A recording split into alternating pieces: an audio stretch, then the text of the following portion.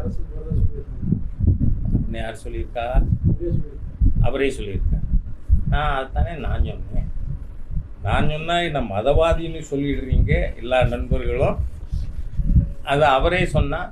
இப்போ ஆங்கிலத்தில் ஒரு ப்ராவர்ப் உண்டு, the cat has come out of the bag. பூனைக்குட்டி பையிலேருந்து வெளியில் வந்துருச்சு. அவரே சொல்லிட்டார். அப்படின்னா என்ன அர்த்தம்? அவருக்கு இந்துக்கள் ஓட்டு போட வேண்டாம்னு நான் சொல்ல மாட்டேன். நான் கம்யூனலிஸ்ட் இல்லை, ஐ எம் செக்குலரிஸ்ட், நேஷ்னலிஸ்ட். அவர் சொல்கிறார். விஜய் என்ன சொல்கிறார்? எனக்கு இந்துக்கள் ஓட்டு வேணாண்டா, நான் சிறுபான்மை ஓட்டுக்காக தான் அரசியலுக்கே வந்திருக்கேன் அப்படின்னா அவர் சொன்னதா நீங்கள் சொல்கிறீங்க இல்லையா? அதான் ஸ்டாலின் அவர்களை இன்னைக்காவது திரு நயினார் நாயகன் ராத்திரியில் போய் பார்த்து வந்தாங்க. என்ன பேச்சு, என்ன பிதற்றது? பிஜேபி அதிமுகவோட கூட்டணி வைத்திருக்கிறது. திமுகவோட கூட்டணி வச்சிருந்தோம் ரகசியமாவா? 99 பாராளுமன்றத்தில் திராவிட முன்னேற்ற கழகம் வாஜ்பாய் அவர்கள் அரசாங்கத்தை ஆதரித்தது. அதனால் 99லேருந்து 2004 வரை திராவிட முன்னேற்ற கழகத்தை சேர்ந்தவர்கள் திரு முரசொலி மாறன் உட்பட வாஜ்பாய் அவர்கள் அரசாங்கத்தில் இருந்தாங்க. ரகசியமாவா? இல்லையே.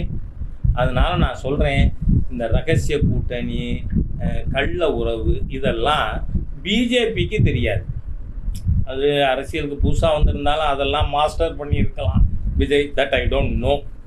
ஆனால் அவர் பேசுகிறதுக்காக சொல்கிறேன், டோன்ட் பிளாபர். சாலிடாக களத்தில் நின்று விஷயத்தை பேசுவாங்க. இன்னைக்கு கல்வி கொள்கையில் திமுகவோட கொள்கையை பின்பற்றவர் விஜயா பிஜேபியா? சொல்லுங்க.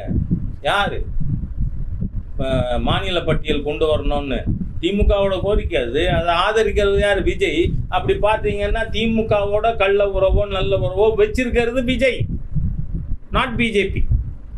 அதனால் தயவு செய்து விஜய் அவர்கள் சொல்கிறேன்னா, ரீட், படிங்க.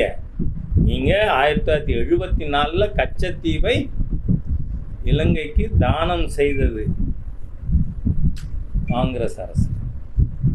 அதற்கு கள்ள மௌனம் சாதித்தது திமுக அரசு.